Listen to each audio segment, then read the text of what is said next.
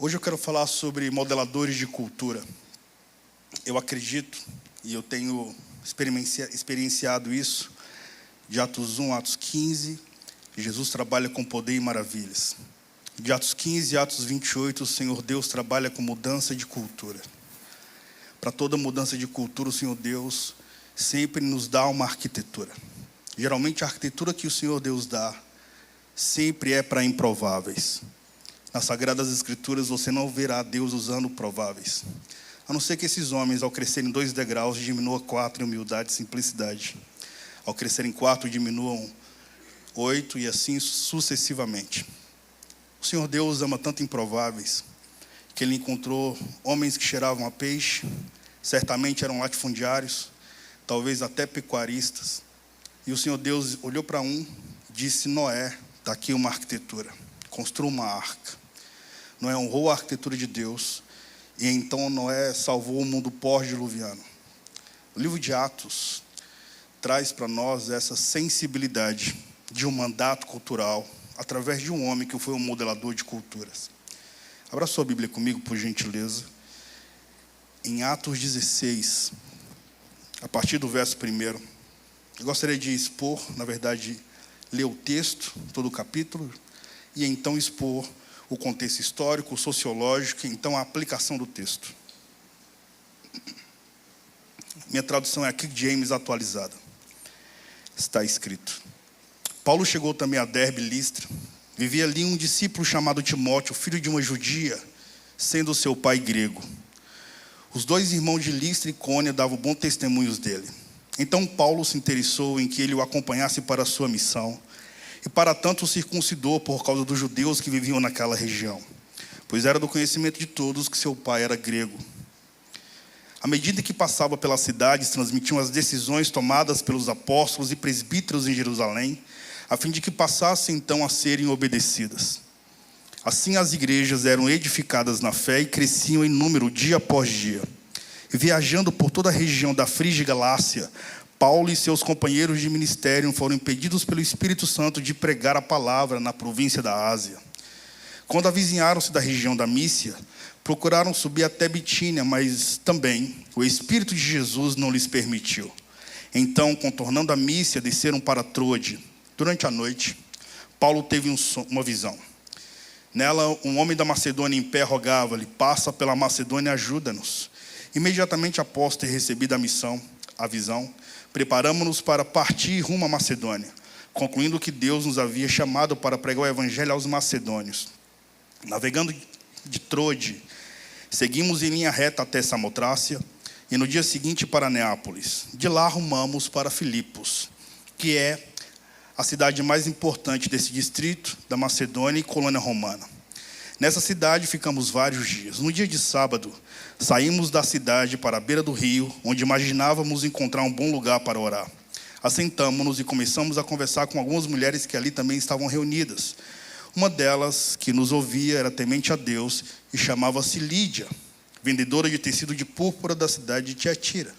E aconteceu que o Senhor lhe abriu o coração para acolher a mensagem pregada por Paulo.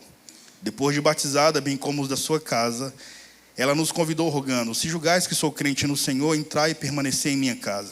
E assim nos convenceu. E aconteceu que, indo nós para o lugar de oração, nos saiu ao encontro uma jovem escrava que estava tomada por um espírito que a usava para prognosticar eventos futuros.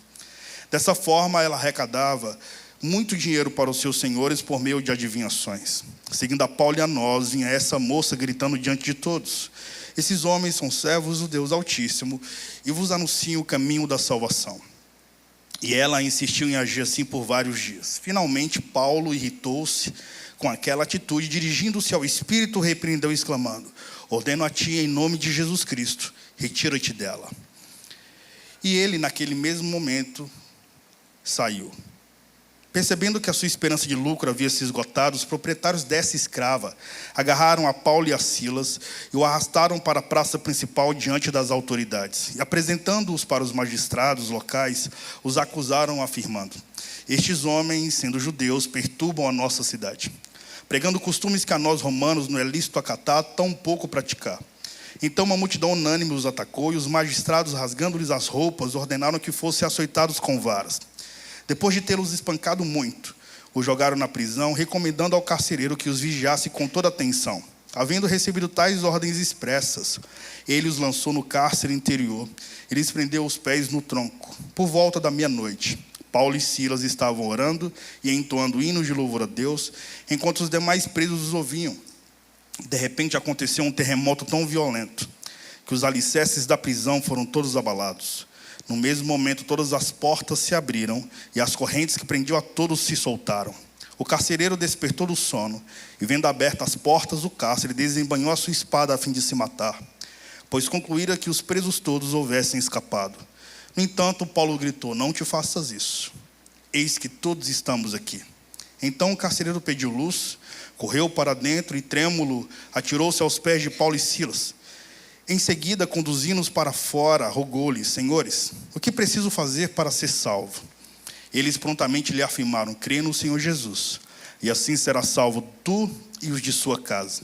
Eles ministraram a palavra de Deus, bem como a todos de sua casa. Naquela mesma hora da noite, tomando-os consigo, lavou-lhe os ferimentos e logo foi batizado, ele e todas as pessoas de sua casa. Então insistiu para que subissem à sua casa, onde lhes preparou mesa farta, e com todos os seus expressava grande júbilo por haverem crido em Deus. Louvado seja o santo nome do Senhor.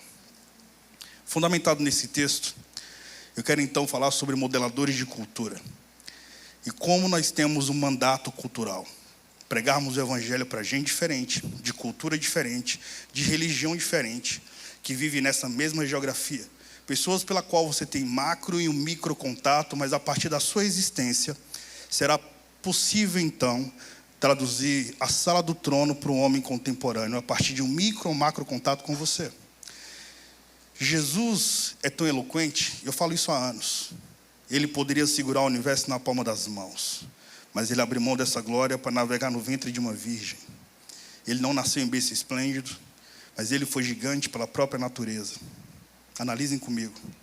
Com apenas 30 anos, reformou os 4 maiores poderes de seu tempo: poder executivo, poder legislativo, poder judiciário e poder religioso, sem pegar em armas, sem poder de tortura, sem perder a doçura. Jesus vive em uma temporada autocrática, ditatorial, mas não desenvolveu uma personalidade agressiva e nem ansiosa. Pelo contrário, ele sabia peregrinar com graça, a ponto de apreciar o lírio nos vales. Jesus foi íntimo na arte de pensar, foi implacável na construção dos pensamentos. Ele se alimentava bem, comia peixe assado, comia pão temperado com ervas amargas, peregrinava. Certamente você sabe disso. O córtex cerebral libera substâncias fisiológicas responsáveis pela adrenalina, felicidade e autoestima. A partir da atividade física, Jesus peregrinava. Então Jesus tinha um estilo de vida saudável.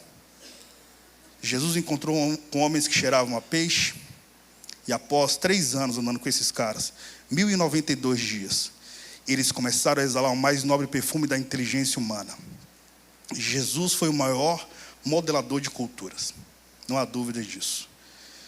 E a Bíblia diz que ele nasce na plenitude dos tempos. A profecia de Gênesis 3,15, que diz que do ventre da mulher, ou do fruto da mulher, nasceria aquele que pisaria na cabeça da serpente. Isso para mim é poderoso. Historicamente falando, eu não creio em um comportamento histórico acadêmico que seja texto humanista. Os historiadores materialistas acreditam que o homem nasce, o homem cresce, o homem reproduz, o homem gera guerras, o homem morre. O homem nasce, o homem cresce, o homem reproduz, o homem gera guerras, o homem morre. O homem nasce, o homem cresce, o homem reproduz, o homem gera guerras, o homem morre. Portanto, acredita-se que a história é um looping. O que foi ontem será amanhã, e assim sucessivamente. Nós não cremos nisso. Nós cremos que a história tem um telos. Nós cremos que a história tem um Deus. Nós cremos que a história é teleológica, tem uma ótica de Deus no início e no fim. E, portanto, nós cremos no dia em que nossos olhos tocarão no que está escrito, que então veremos um novo céus e uma nova terra. E as coisas velhas ficarão para trás, e eis que tudo se fará novo. Louvado seja o santo nome do Senhor. Mas Jesus então surge, ou ele nasce na plenitude dos tempos. Imagine você que desde o período paleolítico, até o ano de 331 a.C., por causa da Torre de Babel, de Nimrod, que matou o pai, casou-se com a mãe, teve filhos com ela, arquitetou a Torre de Babel. O mundo não se comunicava a partir de um idioma. Eram macro e micro dialetos, macro e micros idiomas. Todos nós sabemos que os idiomas nasceram por causa de uma rebelião humana contra Deus. Inclusive, o autor do livro de Gênesis chama Nimrod de um poderoso caçador, porque ele pegava flechas para tentar assassinar a Deus. E, obviamente, foi uma mentalidade perversa. Ele foi o primeiro homem a ser adorado na história como Deus após o Deus criador dos céus e da terra. Pois bem, desde Nimrod até Alexandre o Grande, 331 a.C., não havia um idioma que conectava o mundo. Jesus nasce na plenitude dos tempos, porque quando Alexandre o Grande conquista as batalhas contra o Império Meso-Persa, ele, em 20 anos, deixa o grego koiné como idioma global. Jesus nasce, portanto, quando o mundo todo é conectado por causa de um só idioma. Ele nasce na plenitude dos tempos. Após o Império Romano, em 168 a.C., os romanos conquistam as batalhas contra o Império Greco-Macedônio. Eles não foram íntimos na arte de evidenciar a cultura, por isso que na época dos Césares a cultura ainda era grega, a filosofia ainda era grega. Mas eles pavimentavam estradas. Eles que demoliam as montanhas para os Césares passar. Eles, portanto, construíram a fortaleza de Massada, onde o apóstolo Paulo embarca e vai fazer suas 3 viagens missionárias para a região da Caia, da Galácia, da Macedônia e da Ásia Menor. E você vai ver então o Império Romano vindo e conectando. Jesus nasce na plenitude dos tempos, quando o mundo todo fala um idioma e quando é possível agora fazer a grande comissão. E o mais poderoso é que Jesus, sendo fruto de uma profecia, ele nasce sendo fruto de mulher. Ele não foi fruto de homem e mulher, ele foi fruto só de mulher. Ele não foi fruto de uma relação eros, um relacionamento a partir de um amor ou de uma aliança matrimonial. Jesus é só fruto da mulher. E a Bíblia diz que ele, quando nasce, reforma o mundo de forma tão poderosa. E nós chegamos no mês de dezembro, onde até o comportamento ateísta humanista tem que parar pelo menos por um dia para reconhecer que o arquiteto da sala do trono se tornou homem. E o mundo todo comemora o dia em que ele veio para a terra. Louvado seja o santo nome do Senhor. Ele sim é o modelo de um mandato cultural, é um modelador de cultura. A Bíblia, irmãos, apresentou ao mundo um homem primata do criacionismo, Adão. A Bíblia trouxe os fundamentos do cristianismo, os fundamentos do judaísmo. A Bíblia mudou a história da arte, pois sem a Bíblia nós não teríamos os afrescos de Michelangelo, muito menos os quadros de Leonardo da Vinci. A Bíblia também nos legou noções básicas da vida moderna e, sobretudo, as análises dos direitos humanos. A Bíblia é uma carta poderosa. Eu tive a honra de ir na cidade de Lutero, em Wittenberg, e vi quando ele fez reforma. E, para você ter uma noção, apenas 2% da população alemã era alfabetizada. Mas quando ele e Philipp Melanchthon traduzem a Vulgata Latina ou a Septuaginta para o alemão, você vai ver algo poderoso. 98% da população alemã começa a ser alfabetizada através das Sagradas Escrituras, da tradução das Escrituras. Porque existe um mandato cultural e porque ele evidenciou essa característica de ser um modelador de cultura. Agora, focado no texto, o apóstolo Paulo está em sua 2ª viagem missionária. Ele está acompanhado de um profeta, o profeta Silas, o profeta de Jerusalém. Ele também está acompanhado de um filho na fé chamado Timóteo. Está acompanhado de um cientista, historiador e médico. Está acompanhado pelo relator chamado Lucas. O propósito de Paulo era entrar na Ásia, como diz o texto, mas o Espírito Santo o impediu de entrar na Ásia. Então Paulo escuta uma voz sobrenatural que diz: passa pela Macedônia, ajuda-nos.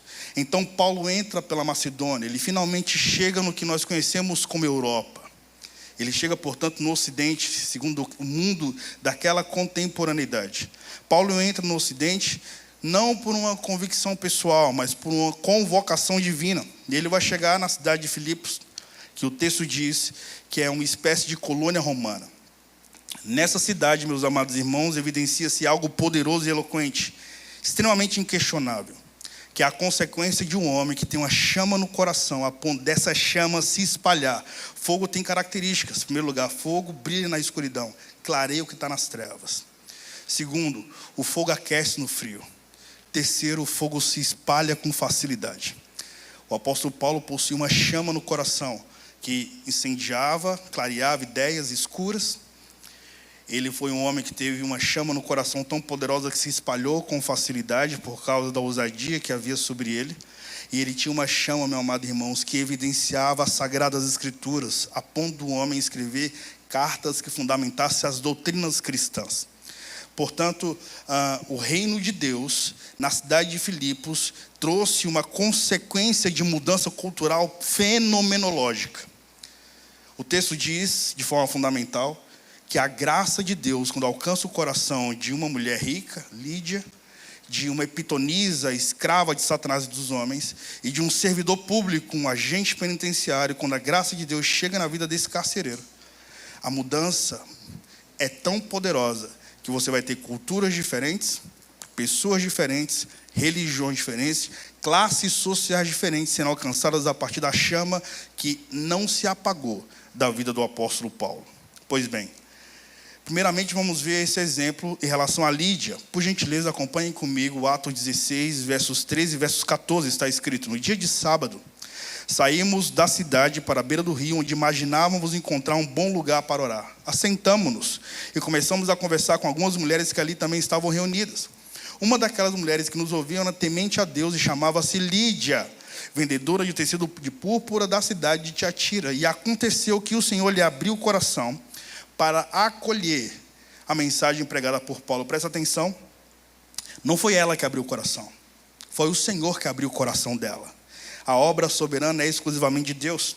A iniciativa para salvar uma vida sempre é de Deus, nunca de nós. Inclusive, meu amado irmão falou com convicção pastoral.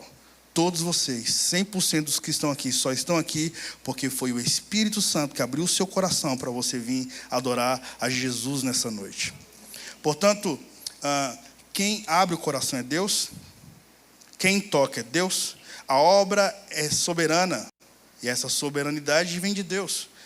Portanto, Ele é aquele que desperta, Ele é aquele que abre o coração, Ele que regenera, Ele que justifica, a obra é exclusivamente dEle.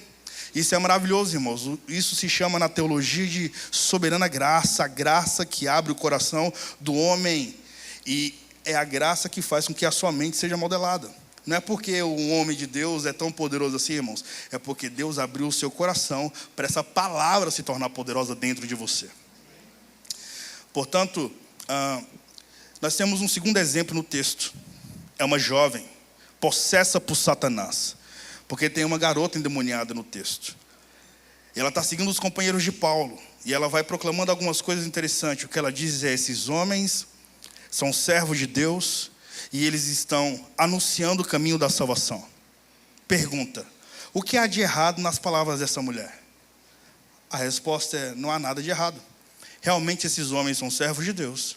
E realmente esses homens estão levando a palavra da salvação. Só tem uma coisa errada aí, irmãos. A voz que está por trás dos lábios dessa garota são vozes de demônios. Diz o texto que ela estava endemoniada. Diz o texto que ela está possessa.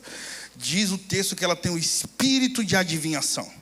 Portanto, irmãos, a chama que não se apagava nesse homem que modelava a cultura, traz para nós um fundamento bíblico inquestionável. Nós não aceitamos testemunho de demônios, nem que seja para validar meu ministério. Por isso o apóstolo Paulo escuta uma garota elogiando eles, possessa por Satanás, e diz: cala-te, Satanás. Nós não aceitamos testemunhos de demônios, mesmo que seja para proclamar que Jesus Cristo é a graça e é a verdade. Com isso, eu chamo a sua atenção para um outro fundamento, ou para uma outra análise textual. A libertação dessa garota não partiu dela mesma. A libertação dela partiu da chama que ardia no coração de agentes que modelaram cultura, sobretudo na alma dessa garota escrava. Pois se Deus, através do Espírito Santo, abriu o coração de Lídia para convertê-la, foi Deus, a partir da sua soberania, que veio para trazer libertação na vida dessa garota endemoniada. Portanto, a iniciativa exclusiva foi de Deus. Mas o texto nos apresenta um terceiro sujeito aqui. É um servidor público. É um carcereiro. Paulo e o profeta Silas estão presos no cárcere interior, diz as Sagradas Escrituras. O cárcere interior é um calabouço subterrâneo, lá não havia luz, lá não havia ar fresco. Esse carcereiro, ele vivia nessa geografia para guardar esses presos. E esse cárcere interior, havia buracos cravados na rocha, onde qualquer tipo de movimento com os pés machucava severamente a ponto de quebrar o fêmur ou a tíbia. Então o apóstolo Paulo está nessa geografia, preso, porque havia feito bem para uma garota. Eu chamo a sua atenção para algo impressionante, porque o texto traz para nós a luz daquilo que elucida a jornada de quem leva o caminho da salvação. É poderoso. Mas o fundamento bíblico nesse contexto é o sofrimento injusto, diante de uma punição desnecessária, não foi poderoso o suficiente a ponto de apagar a chama que queimava na vida do apóstolo Paulo. Portanto, o sofrimento injusto, diante de uma punição desnecessária, não tem poder para apagar a chama do seu coração. Louvado seja o santo nome do Senhor. Ao contrário, irmãos, convidou o apóstolo Paulo a gerar um movimento de avivamento e de salvação dentro do lugar da dor, dentro da geografia da dor. E eu tenho uma experiência pessoal, esses meus poucos anos de ministério, mas quase metade da minha vida, que uma cicatriz fechada é um poderoso ministério aberto. Porque toda cicatriz é a prova que ferida sara. E quando sara, irmãos, é inquestionável. É muito bom você olhar para uma biografia e falar, não há dúvidas, só pode ser Deus. É inquestionável, só pode ser o Senhor. Louvado seja o seu santo nome. Portanto, está fundamentado aqui, irmãos, que quem ama o Senhor escreva suas maiores experiências sobrenaturais através da adoração no tempo da dor. Isso aconteceu com o apóstolo Paulo. Portanto, diz as Escrituras que à meia-noite, enquanto Paulo e Silas estavam cantando e orando, sobreveio um terremoto. E ali, meus amados irmãos, nesse terremoto, um homem chamado Abraham Kuyper, um teólogo holandês, que eu gosto muito particularmente, ele traz uma análise poderosa nesse contexto. Em primeiro lugar, acontece um milagre físico enquanto Paulo e Silas adoram. Pois um terremoto naquela proporção não poderia levar um edifício a ficar intacto. Eles oram. E um terremoto naquela proporção, placas tectônicas se movem. Só que a geografia física não sofre dano algum. E você vai ter então esse milagre físico. Você analisa o texto que eles oram, as placas tectônicas se movem, não há nenhuma rachadura no prédio. Não havia possibilidade de ninguém morrer, porque a oração e a canção de um adorador não vem para trazer prejuízo de vida, mas vem com uma única intenção, quebrar cadeias. A adoração no tempo da dor tem um único propósito, quebrar correntes. Louvado seja o nome do Senhor.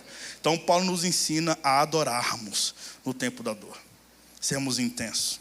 Glorificar o nome do Senhor quando você não vê nada. Inclusive eu digo que o vinho mais caro não serve para nada quando há sede de água. Você começa a glorificar o nome do Senhor. Você começa a amar o Senhor. Mesmo que você não vê muitas coisas acontecendo, porque fé.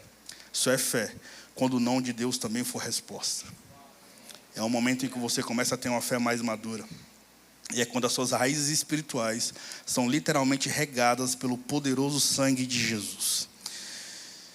Mas aí nós temos um segundo milagre, que é um milagre moral.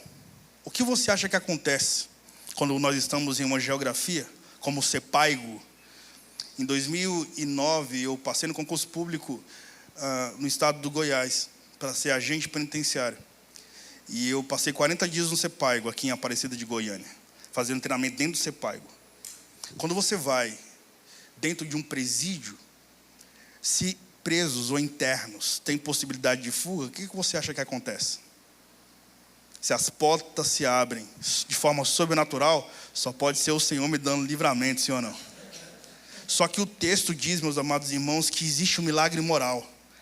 Porque quando o carcereiro, que sendo responsável pelos respectivos prisioneiros, percebendo que seria obviamente penalizado e justiçado pelas respectivas fugas, obviamente ele não tem o que pensar, ele não questiona. Ele pega a espada, desembainha a sua espada e ele pensa em suicídio. E quando ele pega a espada e pensa em suicídio, Paulo grita: não te faça isso. Eis que todos estamos aqui. Essa frase, não te faça isso, eis que todos estamos aqui, é um milagre moral. Porque a oração de Paulo no ambiente carcerário não vem para confrontar uma constituição de uma nação. O Senhor não veio para gerar um movimento de desonra jurídica.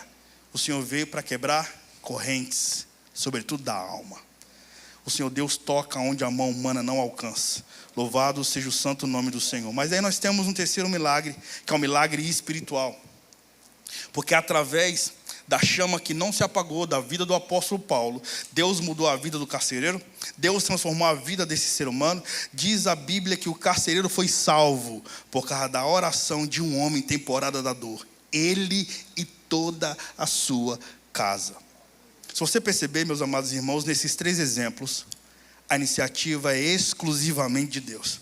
Portanto, está fundamentado aqui que é Deus que salva, é Deus que, através de um coração incendiado, abre o coração daquele que tem possibilidade de ouvir e muda a vida. Portanto, eu quero dizer uma coisa, na metade do meu sermão. Se hoje você crê que tu és pecador, se você crê que você precisa de redenção, se você crê que Jesus Cristo é Salvador, se você crê que Ele pode transformar a sua vida hoje mesmo, você e sua casa podem ser totalmente salvos.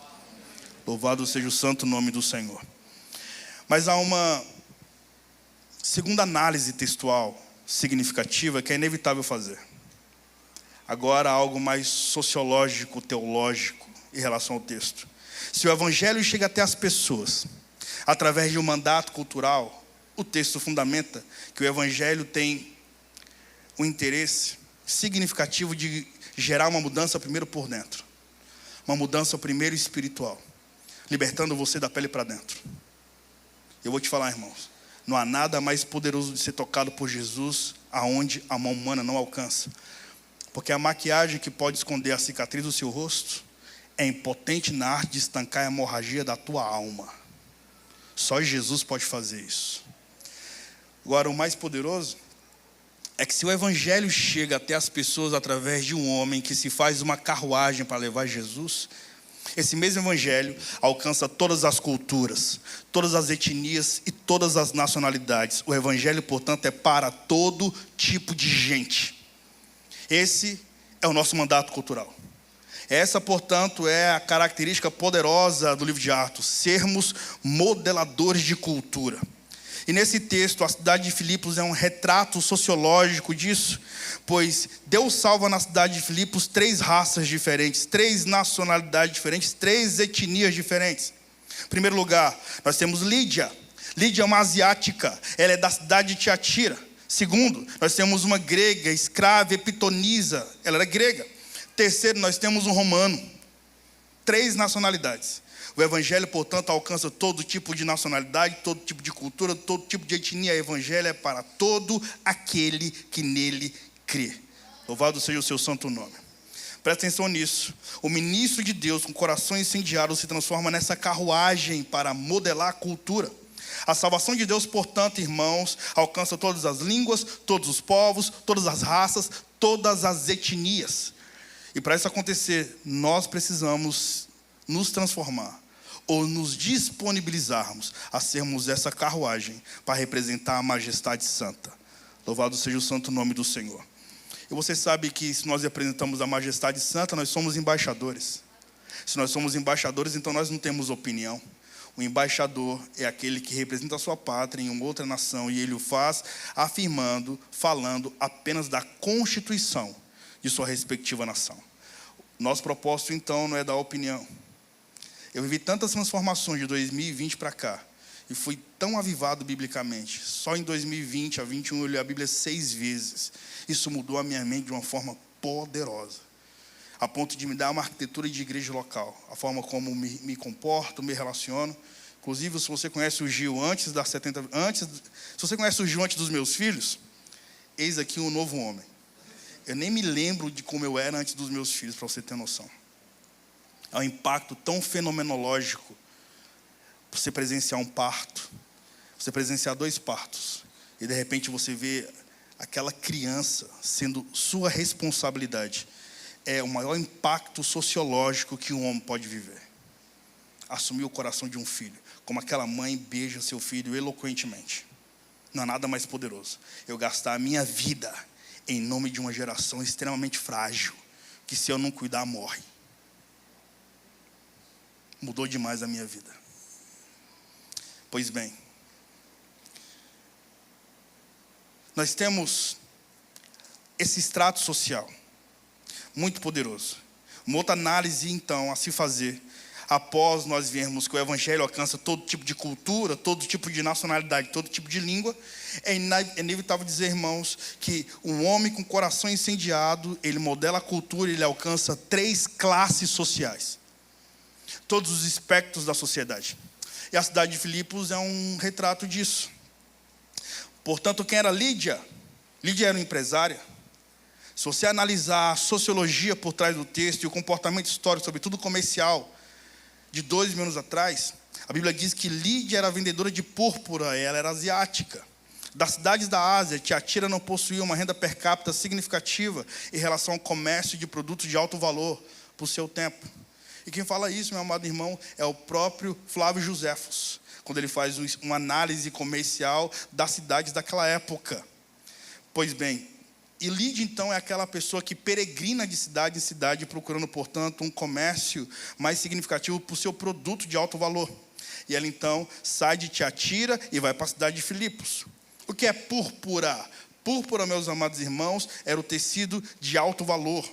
Apenas os senadores romanos e os nobres mais relevantes da sua sociedade tinham capacidade financeira de comprar púrpura, que era um tecido usado apenas pela alta nobreza do Império Romano. Lídia, portanto, era uma comerciante de produto de alto valor. Lídia era uma mulher muito, muito, muito rica. Muito rica. Está fundamentado aqui, portanto, irmãos, que o Evangelho é para gente rica. Que o Evangelho é para gente muito, muito, muito, muito próspera.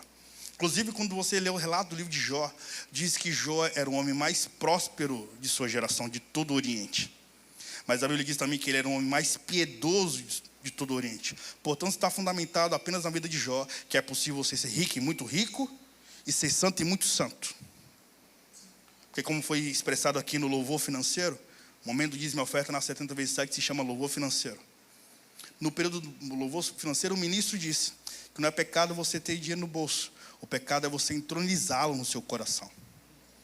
Não é pecado você ter o dinheiro como servo. O pecado é você ter o dinheiro como seu patrão.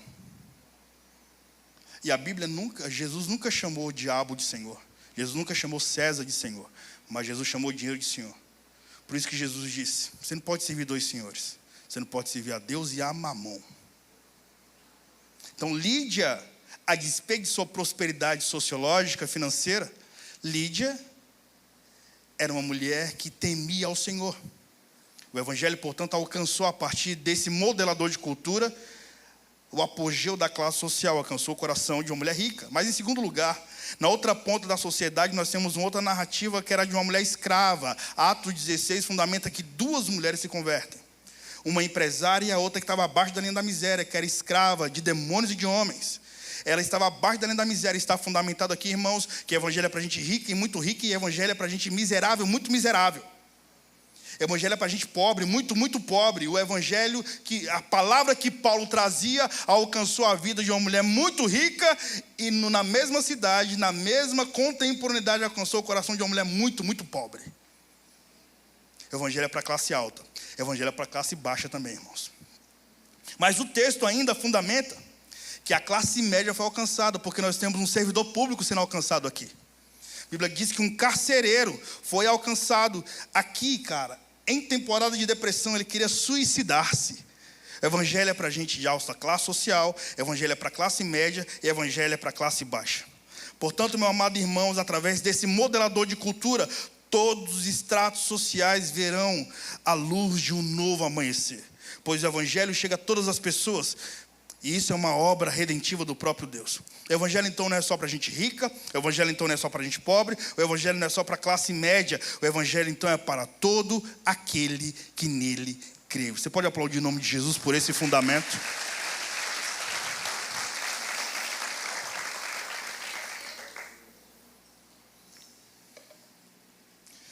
Louvado seja o nome do Senhor.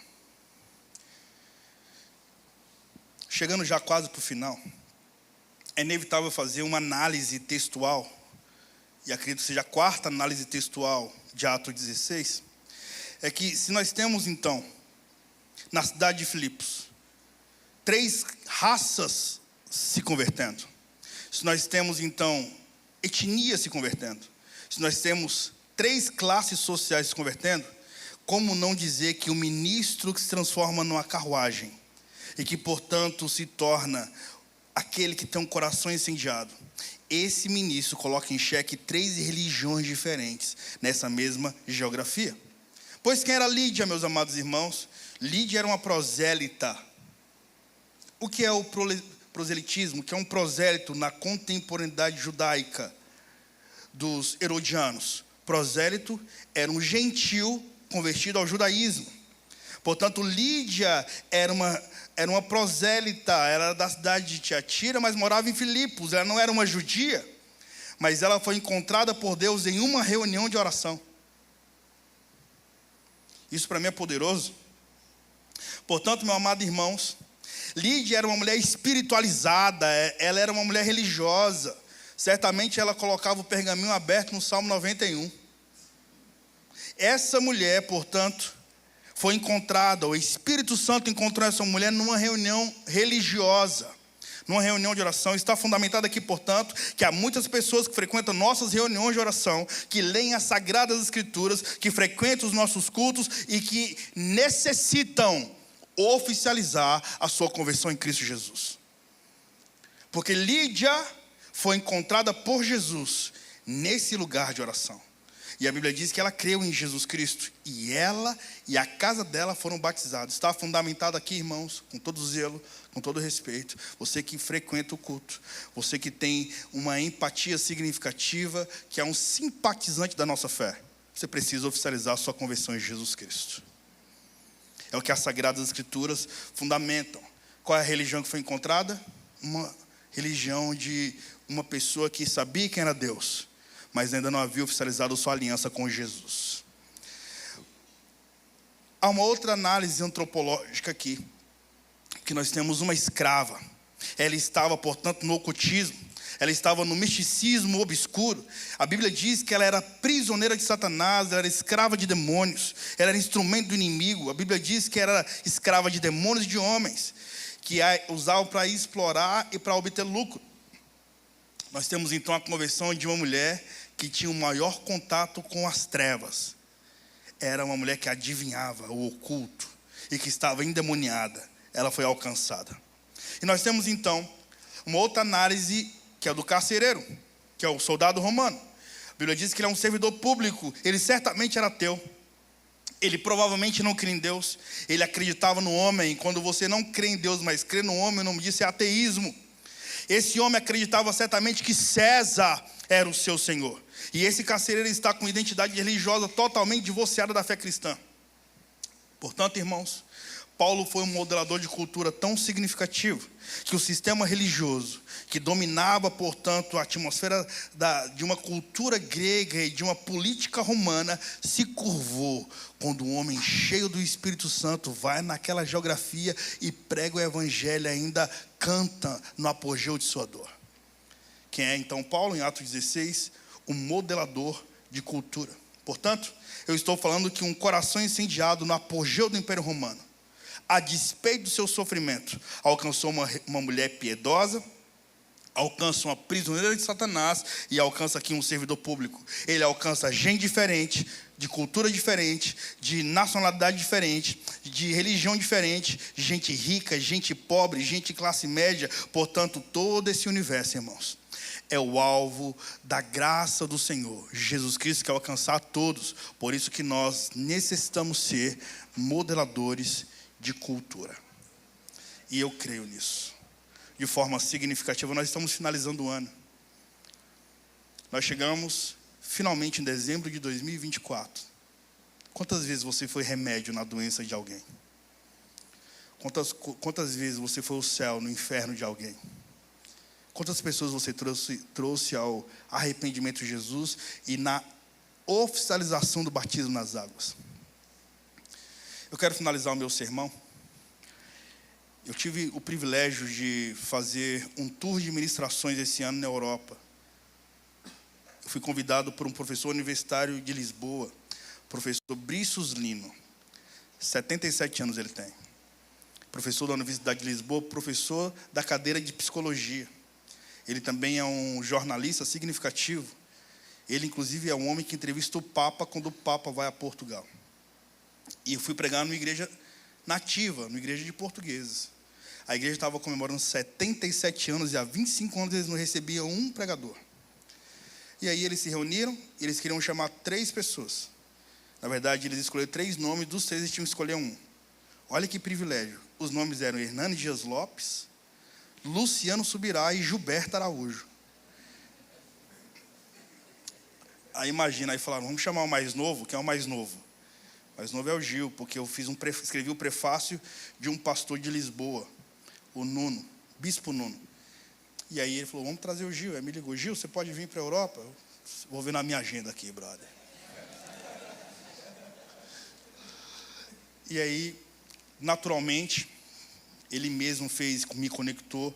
E eu, além de ir a Portugal, fiz toda a rota da Segunda Guerra Mundial.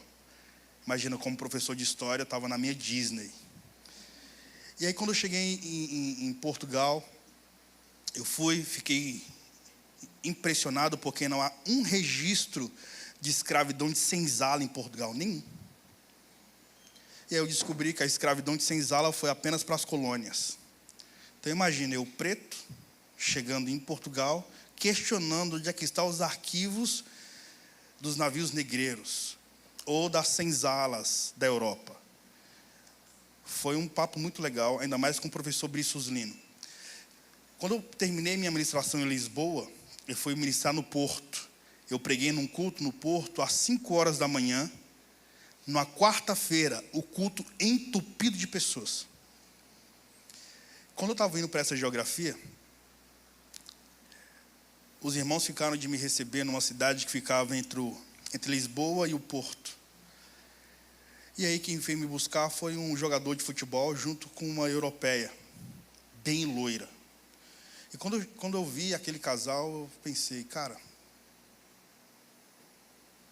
eu acredito que Deus tem algo para fazer nessa geografia, nesse percurso entre Lisboa e o Porto.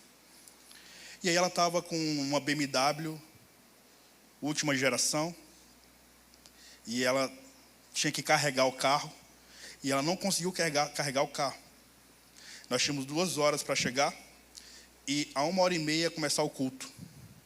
E aí ela parou em 8 lugares para abastecer o carro, para carregar o carro, e não foi possível carregar. E aí eu falei para ela, qual é o seu nome? Eu tenho uma análise espiritual, sinto no espírito que o que está acontecendo é uma responsabilidade sua, é por sua causa. Quem é você? E ela ficou em silêncio. Parece-me que quando você sai da sua geografia e vai para outra geografia, a porção transborda. O que você carrega fica mais fresco. E aí ela ficou em silêncio. E aí estava dando 1 hora para começar o culto e 2 horas de distância. Aí estava meia hora para começar o culto e 2 horas de distância. Aí estava 10 minutos para começar o culto e 2 horas de distância. E liguei para o pastor. Falei, meu amado, não vai ser possível pregar no culto de domingo à noite. E geralmente na Europa o culto é como na América, é pela manhã. Mas eles têm um culto à noite muito relevante. E falei, olha, não vai ser possível pregar. E quem é essa mulher? Por que ela veio me buscar? Aí ele contou para mim algumas coisas. Eu falei, entendi. E aí eu olhei para ela. Ela estava no carro, enfim, o carro já tinha parado, a gente estava na BR, com o carro última geração. Eu fiquei com tanta saudade do meu carro flex. E aí ela estava dentro do carro. Essa garota, ela fez um pacto de sangue com o diabo. Ela fez tatuagens que envolvia magia negra. E ela tinha feito há pouco tempo. Então ela havia se convertido recentemente. Ela é uma das advogadas da NBA. Você tem noção do nível da influência dela? A irmã dela foi namorada do Cristiano Ronaldo. Uma mulher extremamente influente em toda a Europa. E aí quando eu cheguei nela, após ter essas informações pastorais e vi que o clima estava fechando, o pastor falou para mim: Gil, a parte norte de Portugal precisa de um toque do Senhor. Existe uma resistência da sua vinda aqui. É algo espiritual. E aí eu olhei para ela e falei: Jesus Cristo tem algo para fazer contigo. E eu entendo no espírito que o Senhor não quer que eu vá para o culto, porque o culto vai ser só com você. Então eu vou pregar para uma plateia de um homem só. Nós paramos, ela começou a contar a vida dela e começou a falar dos pactos que ela realmente havia feito com o diabo e mostrou as tatuagens dela. Tatuagens que envolviam magia profunda. Você sabe que um pacto de sangue pode ser feito com uma tatuagem que sangra. E ela fez, inclusive, ela se tatuou possuída. Imagina, ela tem uma tatuagem dela possuída. Não tem mais, tinha. E aí fui conversando com ela. E me lembrei de uma história que eu vivi. Na pandemia, eu tive uma terrível experiência pastoral de sepultar 15 pessoas em um mês só. Então, saía de uma capela e ia para outra capela. Saía de uma capela e ia para outra capela. E me acostumei. Quando eu falo me acostumei, se tornou comum naquele micro momento de tempo. E eu entrei em uma capela que estava sendo sepultada uma sacerdotisa da Quimbanda. Você tem o candomblé, que é a cultura afro pura. Você tem a Umbanda, cultura afro com cristianismo. Você tem a Quimbanda, cultura afro com satanismo. Essa mulher era uma sacerdotisa da Quimbanda. Quando eu entrei na capela, pensava que era a capela que ia fazer o culto fúnebre.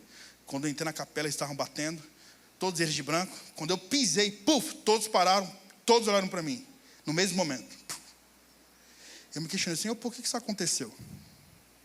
A única resposta que eu tive é que eu sou selado. Lembra quando o texto diz sobre o número dos selados? Lembra que no Antigo Testamento havia uma marca de Deus no prepúcio, na intimidade masculina, chamada de circuncisão? Na carta de Paulo aos Colossenses, na carta de Paulo aos Filipenses, carta de Paulo aos Romanos, Paulo fundamenta categoricamente que o Senhor Deus não faz mais circuncisão de forma exterior, na marca íntima do homem, mas o faz de forma interior, chamado de circuncisão de coração. Está categoricamente fundamentado biblicamente que a circuncisão de coração é o batismo nas águas.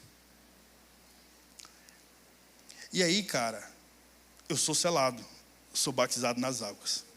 E olha para mim, irmãos. Nós lemos um texto que fala sobre uma mulher prosélita que se batizou. Não fala que a escrava, ex-escrava, se batizou, mas fala que o carcereiro se batizou. O que é o batismo nas águas? O batismo nas águas é o selo. É quando eu oficializo diante dos homens, diante dos anjos, diante de demônios, diante do céu, diante da terra, diante do inferno, diante da igreja, que sim, Jesus Cristo é o meu único, suficiente Salvador. Analisem comigo: único. Repete comigo: único. De novo: único. Único. Jesus é o seu único Salvador? E aí eu falei isso para ela. Eu falei para ela: eu sinto no Espírito que ao você se batizar nas águas, o pacto vai ser quebrado, porque você vai ser selada. E aí ela foi convencida pelo Espírito, cara. E aí eu ia ficar em Portugal ainda até quinta, sexta-feira eu ia para Luxemburgo, que seria minha segunda rota. E aí estava frio. Eu falei para ela: como você tem uma mulher de posses, você obviamente vai preparar uma piscina aquecida para nós. E nós vamos oficializar o seu batismo. Amém, amém. E aí, cara, eu vivi algo curioso. Dá 11 horas, 23 horas, e o sol está com a temperatura de 16 horas no Brasil. Às 23 horas, seriam as nossas 4 horas, 16 horas. O sol rachando. Só que um frio absurdo. E aí ela, vendo e analisando a jornada dela, ela falou: pastor, eu quero me batizar. Só que já eram 7 horas da noite. Ela falou: não consegui piscina, só tem a praia do Porto, mas eu quero muito quebrar esse pacto. Eu falei: então vamos lá. E pensando: Jesus, eu não posso ficar gripado, porque eu estou no meu 4º dia de Europa. São 20 dias de Europa, tem 16 dias ainda. Foram 17 cidades que eu preguei, 5 nações. E aí, quando nós chegamos na praia do Porto, ela estava convicta, já chorando, cara, querendo quebrar aquele pacto. O evangelho entrou nela. O evangelho fez toda a diferença na vida dela. A cultura da jornada dela foi tão significativa que ela falou: pastor, eu quero fazer uma tatuagem em cima das tatuagens que eu fiz.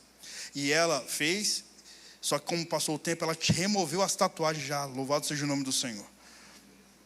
Mas eu me lembro que meu discípulo, fui com um discípulo, ele é bem forte, ele entrou na água, viu que estava gelada, a água estava muito forte, eu não conheço as praias da Europa. E eu fiquei preocupado com ela, que ela era muito alta e magrinha.